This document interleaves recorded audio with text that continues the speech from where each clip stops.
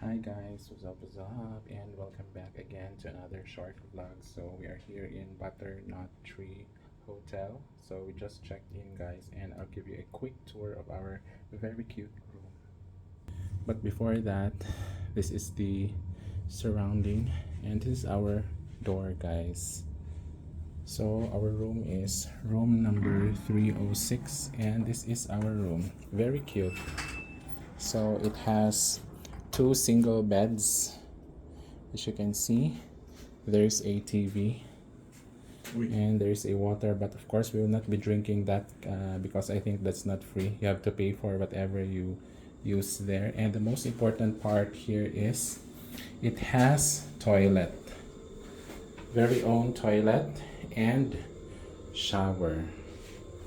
So we don't have in a dorm type guys that you have a common toilet and shower. Here you have your own. And as far as I could remember, I think the cost is around 3,000 plus pesos per night. And I chose the room with a window. Unfortunately, Abe, I'm not sure if we can open. Biraha daw pa. Okay, so I'm not sure if we can open this one, guys. Let's try to open.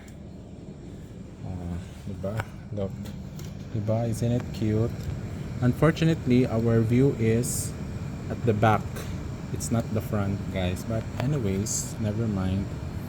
So this is our view, guys. Diba? Isn't it amazing? So that's our neighborhood, and this is going to be our home for probably 4, 5, 6, 7, 8, 9, 10, around 7 days.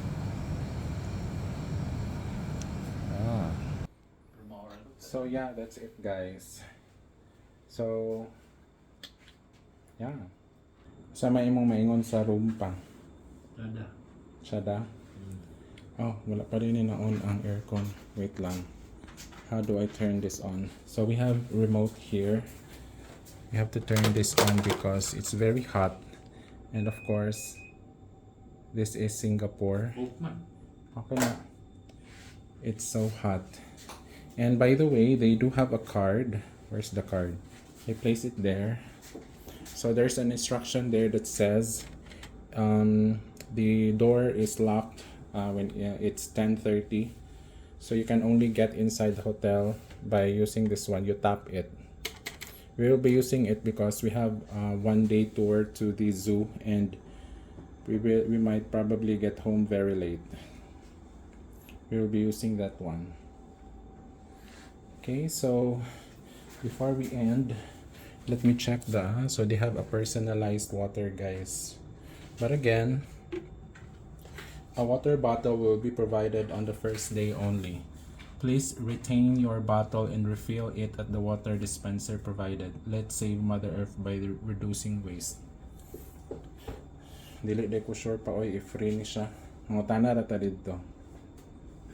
So we have a TV here guys. We will check this out later if what's there.